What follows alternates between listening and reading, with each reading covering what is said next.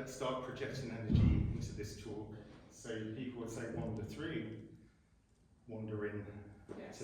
to learn about what we're talking about as part of the Open Mainframe project.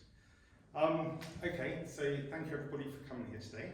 I'm James McLeod, and I'm the Open Source Program Lead for NatWest Group.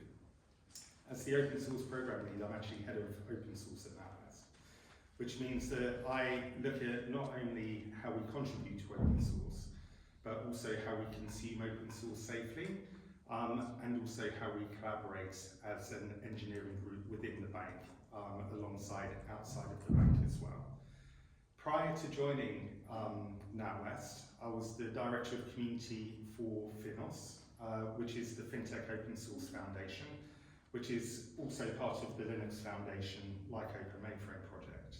And so we're all kind of one happy family in this room, and also across the wider open source community. And NatWest is also a member of the Linux Foundation and a member of FINOS, which means that we're very collaborative and we still want to maintain our open source relationships and even lean in a little bit stronger to that by bringing our engineers on board with what that means and how they do it. So today, I'm here to actually talk about building collaborative and vibrant financial services engineering communities, because I would say through personal experience of being in the financial services industry, engineering within finance hasn't necessarily always been collaborative outside of the bank. So joining an open source drive isn't just an initiative that you ask people to do, it's also something that you need to teach people to do as well, because it's not a common skill known by everybody, especially when you work within the regulated financial services industry, whether that is within retail banking or capital markets banking. And there are certain use cases where even within those areas of banking, there are different types of areas of finance that don't necessarily collaborate with each other as well. And so it's quite a big problem that we need to solve. One of those ways that we can start addressing that is learning how we learn to work together as part of a financial services engineering community. But the word community can mean a lot to each other, and sometimes it's very difficult to create that kind of tangible attachment of a community to an outcome that somebody wants to achieve. And so through this talk, I want to really try and tie a community to a tangible outcome, and how communities can actually build proficient software that can both drive the industry and also drive outputs from within your firm. And so I was introduced to open source a long time ago through building meetups of my own. But it was only really when I joined Lloyds Banking Group before the Linux Foundation that I really figured out that open source is actually part of that engineering transformation movement that we've been on now for over a decade. And it's just kind of like one of those stepping stones to doing things in a more efficient and agile way, just in the same way as people are using containerization and maybe even stepping into different ways of working using agile DevOps and DevSecOps. And so for me, communities are that kind of next step to figuring out the efficiencies within your team by engaging with external parties around that engineering subject matter that isn't necessarily IP that is contained within your enterprise, but it's actually engineering practices that can be practiced across the horizontal of an industry, where solving that problem multiple times is actually a real inefficiency. And by coming together once and doing it in a single place, we can reduce cost, increase efficiency, and get bright minds working on one problem rather than lots of bright minds solving that problem time and time again. And so for me, building a community is an extension of DevOps or DevSecOps, and you can put tangible measures against that and also reap a lot of reward from it. So collaborating in engineering groups is often deprioritized by engineers for delivery. And so what I actually mean by that is that when we are working within our enterprises, sometimes you get into a situation where the people around you are actually prioritizing how you work and the order in which you work. And this can create a situation where engineers on the ground aren't necessarily taking the appropriate actions in order to collaborate together. So when you have a product owner which is driving the outcomes that you need to achieve against a specific time, this can force engineering teams to put their blinkers on and really look, down at their deliverables. And it can drive the type of engineering behaviour where if, say for example, I'm working within a team and I've got a priority that I need to deliver, rather than asking somebody, across on the other side of a desk or maybe, related to me in a different feature team, whether they've solved this problem before, I just go straight into problem solving. And this can actually lead to an unintended consequence of multiple teams all in the same enterprise doing things time and time and time again without actually communicating with each other about, whether they've solved this problem within the enterprise itself. And when you then scale that out into an open source environment, you will find that there are multiple feature teams solving the same problem time and time again across the horizontal of the industry. And this actually creates issues because you get a real big groundswell of the same problem being, hit by individuals repeatedly, which, increases costs. Not just in the way that things are being engineered, but also, increasing the cost of, compute and also storage as well. If you look at, the efficiencies of engineering down to, what we're storing and what we're actually processing as well. And so by not having a leadership team that understands, what working within a community actually really means in practice, you can reinforce the behaviours that don't allow people to collaborate either on the outside of a bank using open source or on the inside of a bank using InnerSource. So, in order to break through this, engineering communities stimulate innovation by transforming engineers into customers. And what I mean by that, if we take that kind of siloed behaviour of everybody working individually on their own or individually in their feature teams, and we're able to cut through and educate engineers plus the people around them about the benefits of working together and collaborating together, we can then change the way that we see ourselves and the relationship that we have to each other around us. When I talk about open source collaboration and InnerSource within NatWest, I'm always, and anything that we do, I'm always trying to see things through the lens of a customer. Within the banking industry, it's sometimes easy to think that our customers are the people on the outside of the bank who are buying our products and using our services. But actually, if you really drill into what a customer is from the perspective of an engineer, it could be another engineer sitting next to you. It could be your product owner or your business manager who's driving a particular outcome. Or it could be like an executive who needs to understand what it is that you are developing.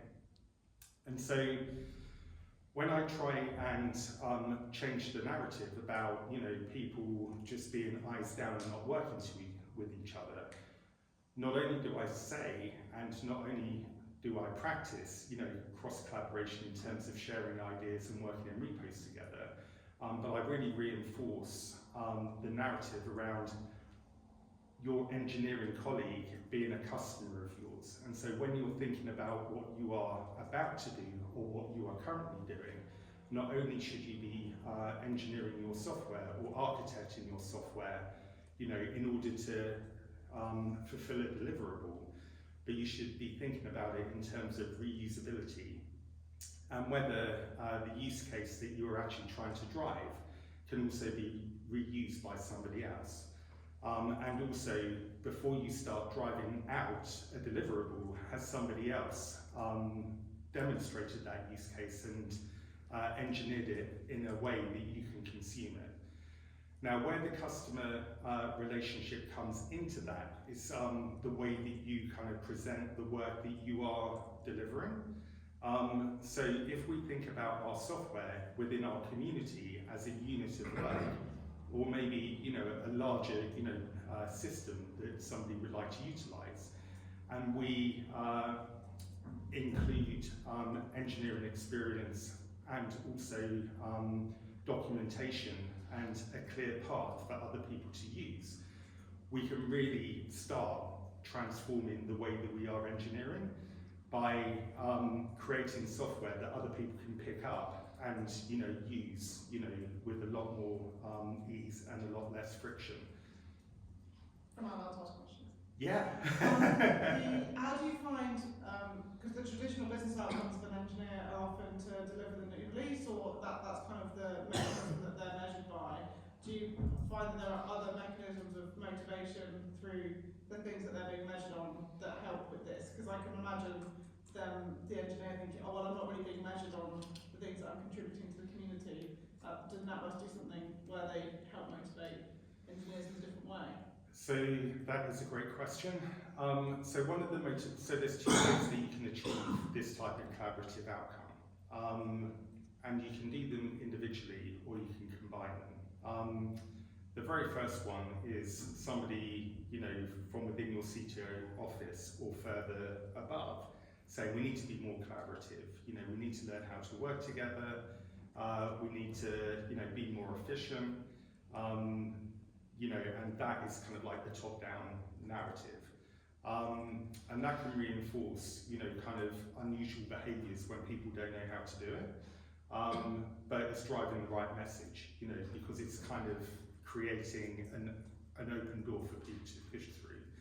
And placing that within your OKRs or within your engineering, measures at that topmost level gives you, key results that you can tie to something tangible, and that's where the first unit of measure kind of comes in. But in order to be able to do that, the people within the teams need to understand what is this collaboration that we're being asked to do and how do you do it. The other way is by doing it, bottom up. And I've been in an organisation where the engineers clubbed together and they said, look, there are different ways in which we can deliver this stuff. We're actually working really inefficiently. How can we form communities and guilds on our own and demonstrate to the wider engineering leadership that collaborating is a better way to do it? But then you've got your engineers who need to then convince people around them, and then the people who are giving oversight and air cover that this is the right thing to do. And so you kind of hit a bit of a glass ceiling if it's something that can't be measured, or it doesn't actually back towards something that's been agreed, within the CTO office or above.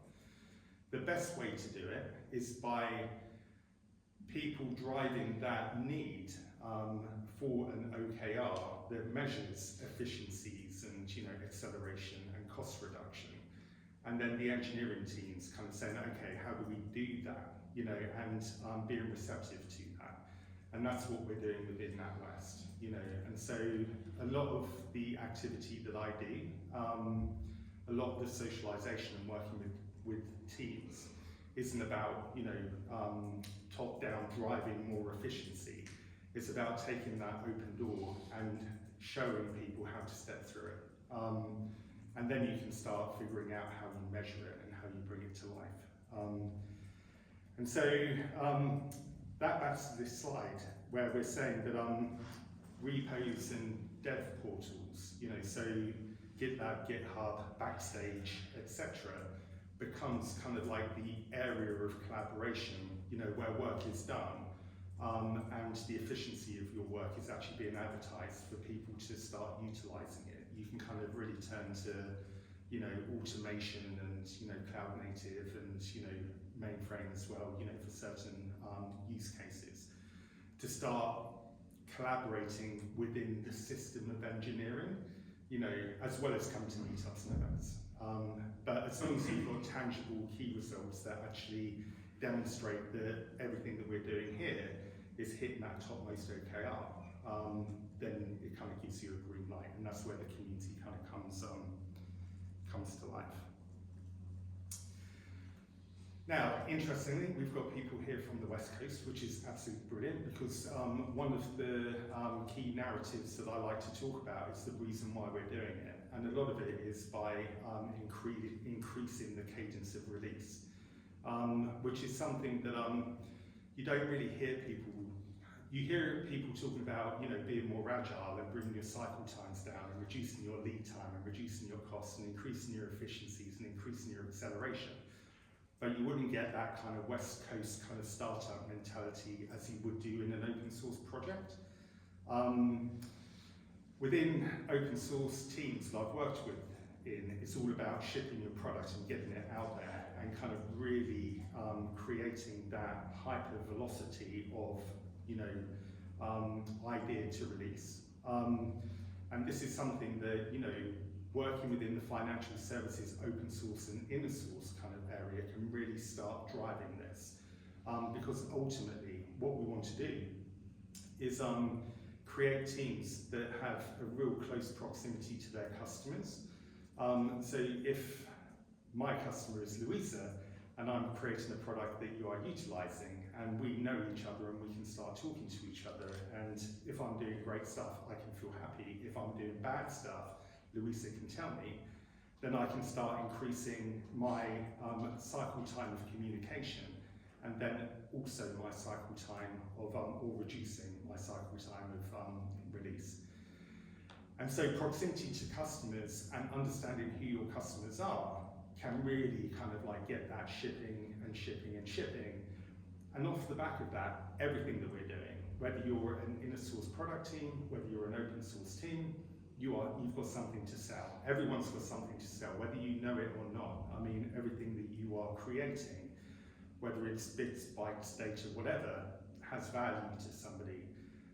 So getting that out and getting it used and utilized is actually a selling activity. And so whether you are speaking at a meetup, whether you're handing out swag, whether you're updating your README, or you're putting your documentation on a dev portal somewhere, or on a microsite that's hanging off of Docusaurus on GitHub, you are selling your product, which is your project, to an engineering community. And the more success you have, the more stars you get, the more contributors you get, and the more utilised your product is.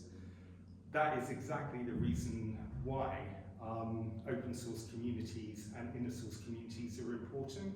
And that is the reason why we don't just stuff stuff into repos and hope that people use it. We create kind of like an engineering relationship with everybody around us, and really listen to what we're doing well and adapt when we're not doing quite so well. And that is the difference between that, kind of horse-blinkered approach and just doing our functional deliveries, and actually, developing stuff across a community of like-minded engineers who are consuming and also contributing as well. So, whenever I was part of a team outside of financial services and linked to a product, selling was something the sales team does, marketing was something the marketing team does, and engineering was something that the engineering team does. Now, we're all marketing, we're all selling, and we're all kind of like getting our products out there, whether they have, a cost driver, or you're bringing money directly or indirectly in. We've all got to learn how to represent ourselves and listen to the people around us to be able to adapt. So, hopefully that's given a bit of an introduction to the reason why, and also kind of where we're going from, being a siloed engineering kind of industry, which I'm pretty sure, there are lots of siloed engineering industries, into one that's been open and collaborative, and why communities are really important in order to do that. and also how communities shift the relationship that you have between what you're engineering and what you're selling and what you're marketing and what you're getting people to really buy into. What I'd like to talk about now is how you can start your own community and start doing it, right? So hopefully I've sold the why, and now we're going to get into the how. So, believe it or not, one of those people in that photo was me, many moons ago. It seems like a blink of an eye when that photo was taken. And I remember it was when I started an Angular.JS meetup in Spital Square, which is in London, so not too far away from here, you know, just down the M40 towards London. It was a really interesting set of circumstances that got me involved in the meetup, because I kind of knew within myself that I wanted to join the open source industry, but I didn't know how to do it. There isn't kind of like a door that you can step through. You know, it's not something that you apply for. It's an aspiration, you know, and you think, I see all of these, you know, kind of, you know, at Twitter at that time, you know, when it was, you know, very technical and, you know, very open source in kind of like my community, you would see people who are contributing to Angular.js and React and, you know, the JavaScript ecosystem. And people were put on a pedestal, you know, and, you know, coming to events and, you know, kind of having fun with it. And I thought, okay, I'd like to have a bit of that, because, you know, I enjoy what I do, but I also enjoy people as well. And it would be really good to, you know, be part of a community, especially if they enjoy doing what I do professionally. Not knowing how to join it, I thought, okay, I'm going to start a meetup. You know, I'm just going to jump on board with a few other people, start a meetup and start inviting people along. And when I started the original Angular meetup, there were literally 3 or 4 people in a room. You know, it was very small. And my imposter syndrome was like sky high. It was like, I'm in a room with people who know a lot more about the subject matter than I do. I'm starting this meetup because I need to take the first step into something that I know nothing about. You know, what will the quid pro quo be for me? And so I kind of went in with that belief, thinking, you know, the open source community is a lot different from where I came from at that time, which was like a very Microsoft.NET. Everything on, you know, MSDN, you know, you kind of get everything from Microsoft, into a very open source arena, which was everybody teaches everybody, you know, what you need to do against the latest version of an open source release. And I thought, I'm just going to have to conceal my imposter syndrome and, you know, go through that fear and start the meetup. And I'm really pleased that I did, because the Angular meetup that I started then kind of adapted into a React meetup, and then that adapted into a London.JS meetup. And I'm, fair enough, you know, I'm like the daddy of the group now. Everybody's a lot younger than me, but we kind of went through COVID together, and we've come out the back of COVID with a totally different community now. You know, so prior to COVID, it was like a very graduate-led meetup. After COVID is boot campers, you know, women in tech, people who are career changers. We have, you know, moms who are coming back to work, who want to learn about technology. You know, it's a very diverse arena now, and it's absolutely brilliant. And if I had backed out at that very first meetup, I wouldn't be where I am now, helping people in the way that I do help them. And so my very first piece of advice, if you're thinking of starting a meetup, is to find a room, go to your employer and just do it. You know, whether 2 people turn up or 10 people turn up, just keep on persisting and imagine that that room's full of people, because, you know, if you persist and iterate and learn, it will be full of people, you know, in your path. It might take a little bit of time, but you will get there. The other piece of advice that I'll give to people starting a community is to hit a piece of subject matter that you actually enjoy and you believe in. So don't steer yourself into a trend. It's good to understand what the trends are, because that's good for your personal career as well as, you know, kind of starting a meetup.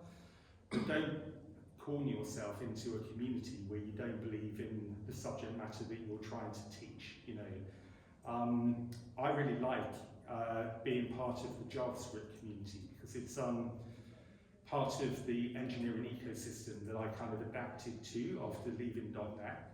And although my career has shifted, it kind of gives me a tie to that industry still. And when I see people presenting, you know, what's happening, I find it as fun as I did when I first started it. You know, and so if you kind of really anchor your meetup into something that you love, then it gives you a reason to keep it going. It's very educational for you, and it's also educational for other people because you bring subject matter expertise into that then gets, you know, kind of pushed out to other people. And that was one of the reasons that I joined FINOS, because I kind of joined the financial services industry, and all of my, you know, love of open source kind of pushed into that because I couldn't help it. It's just who I am. And so when I joined finance, I started inviting my colleagues and people around me into London.JS, and then that permeated into the banks where I started doing internal meetups as well. And so now London.JS, having originated from the Angular meetup, now has over 3,500 members, and really does help people both, you know, start their careers. Plus we've also had people who have come together and created their own startups through meeting each other in that community. And sometimes these stories, you only find out about them later down the line. You know, stuff happens that you don't know about. And so, you know, that's kind of an example of where communities do have value. They might not have direct kind of like financial reward for you, but they do have industry reward by bringing people together. The other thing is try and give yourself a bit of a brand. So within NatWest, we have an open source program office that I lead. And, you know, we are part of the diversity, equity and inclusion community as well. And we want to be recognisable within the firm, you know, because the OSPO is a horizontal construct within NatWest. It's not just, you know, from within enterprise engineering, which is the area of NatWest that I belong. We want to invite people from lots of different engineering backgrounds. And so we don't want to have any kind of, you know, symbol or logo that is tied to a specific type of engineering. Plus we also want to make sure that there isn't any subconscious bias that is baked into our identity as well. So we did some research within our DE&I groups and also women in tech kind of like communities around NatWest, to figure out how we could get like a gender balanced, you know, mascot that doesn't, you know, direct people down into a specific technology route, but can be recognised through stickers and kind of README files, and, you know, it can be used anywhere. So kind of pull up banners. That really does represent the OSPO, but it also doesn't step on, you know, the brand of NatWest either by being the NatWest logo, because we've got lots of comms, you know, guidelines that we need to go through so we don't clash with NatWest themselves. So we produced our mascot, and people are saying, what's the mascot's name? And we created a mascot earlier this year, and I'm kind of procrastinating about the name, if I'm going to be honest with you. I need to figure that out. You know, how do we name our mascot? You know, so in 2025, that's something that you know, we need to solve. But like what I was saying before, our entry point for people isn't just coming to talks and handing out stickers. You know, so we have a presence within our engineering portal within NatWest. We also have our repos, you know, which isn't just one repo. Our InnerSource teams are also adopting our mascot as part of their READMEs, so people can see that they are aligned to some of the internal standards, you know, and I wouldn't say compliance, I think it's more conformance that we're kind of, pushing out. And so rather than having a wordy welcome to the NatWest OSPO, we just have our mascot, and our mascot's kind of got lots of different gestures, depending on their mood. And we're working for the mascot to represent the maturity curve of engineering, within NatWest, so we can certify some of our projects against, how we, measure the maturity curve of engineering within some of our InnerSource repos. And so by having a brand, and London.JS also has a brand, you can see that it's, firmly tied to JavaScript because it is a JavaScript, meetup. You can really start attracting people kind of like into that pool. It just so happens that the OSPO, we don't want to do what London.JS does. We don't want to have the OSPO kind of affiliated to JavaScript. We want it to be kind of technology agnostic. But, if you are running a community that is tied to a specific type of tech, there's no reason why you can't align it to a brand that people understand from the open source community as well. And then, it's really important that community members have a voice, and it's not just about one person at the front downloading continuously, across a meetup that then iterates month on month. Communities are actually there to be a place for people to come together and be able to openly communicate and learn and share ideas and do stuff together. So London.JS and the OSPO is a very inclusive, safe space where there are no silly questions. We put all of our grades and all of our job titles at the door. We come in, we admit that we don't know stuff, and we also, chip in when we do have an opinion, and we can help each other out. It's a very inclusive space. And one where failure is okay as well. So whether you are running a community within your enterprise that drives engineering, if you have a demo, if you are showing your work, if things work, then that's great, but quite often things fail, and that's fine as well.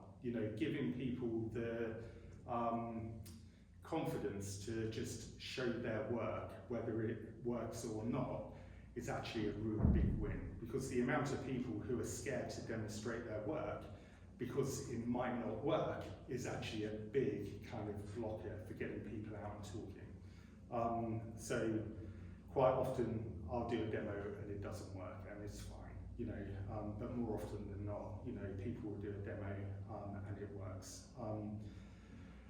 The other aspect is try to find a venue where people can, come to. This being sponsored by somebody.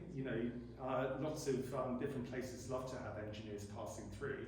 And quite often, if you want to start a community or an external meetup, maybe even your own enterprise will provide that facility as well. So it's worth asking. And if you try and give some guidance on the types of talks that you would like to do.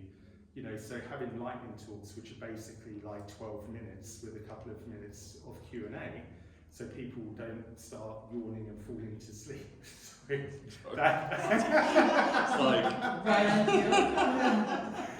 That was, I don't know if I saw you in my eye, but yeah, it can overextend, as you know.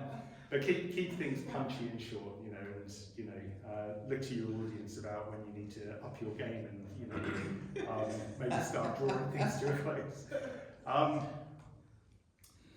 And then it's about measuring, rewarding, recognising, repeating. So there needs to be an incentive for being part of a community. It can't just be side of desk activity that people do because they love it. This is something that we drove through FINOS. This is something that we are looking to drive more of in 2025 within NatWest. It's about looking at the activity of your community and really recognising through data where things are happening, because it is very easy to have proximity bias and see the great work that's happening kind of like around you, and then when there's somebody on the other side of the organisation in a different time zone, in a different office somewhere else, you don't see that. So getting access to data and seeing where things are really kind of being driven out and where things, you know, could be helped is important. But then giving people access to learning and certification. And, you know, this is where the OSPO mascot will come in really to its own. Give rewards when people do their first blog post or their first talk or their first commit, or, you know, merge their first pull request, you know, something like that. And then, you know, share the data and information openly so people can see how they are actually making an impact and, you know, fulfilling the purpose of their projects. As I said before, you know, this is a continuous learning journey. You know, some of the stuff that I've mentioned, you know, could be valuable. There could be other things that I've missed out of this.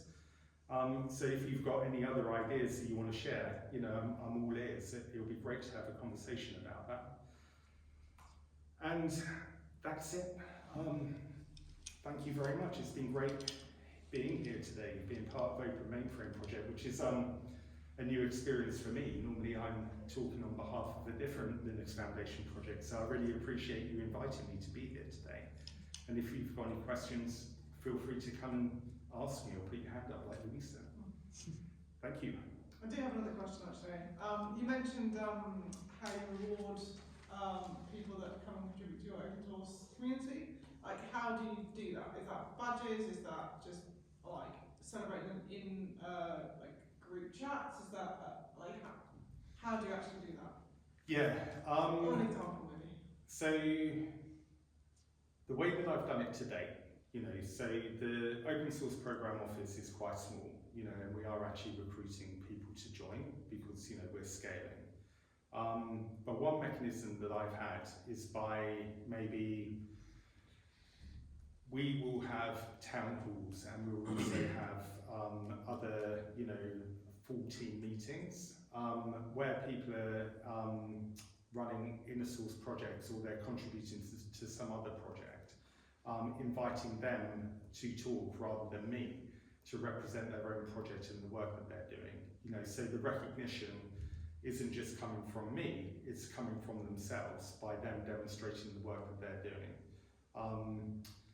We also run internal conferences as well, where some of the engineers that are working on our internal collaborative initiatives are doing their own lightning talks and also their own talks about their projects. So by understanding who's doing work and giving them the opportunity to represent that, rather than having somebody saying, we need to be more collaborative, we need to do this, that and the other, people get to demonstrate the use case for themselves. The other thing is, you know, moving around and getting to know people. You know, don't just, you know, be on this side of a Zoom. At the weekend I'm traveling to India and hopefully I'm going to meet some of the collaborators and maintainers of projects. Next year, it'll be about, you know, can we get people certified? You know, can we get, you know, different types of certification internally that we can start handing out? So I would say this year has been about relationship building and opening things up. Next year it'll be about more data-driven, you know, thank you for doing this, here's, you know, a badge, a certification, something that you can put on the repo, you know, that kind of more data-led, automated way. I hope that answers your question. You have to use the mechanisms and tools that are available to you and kind of be quite creative with it. Thank you. Yeah, no worries. Thank you, everybody.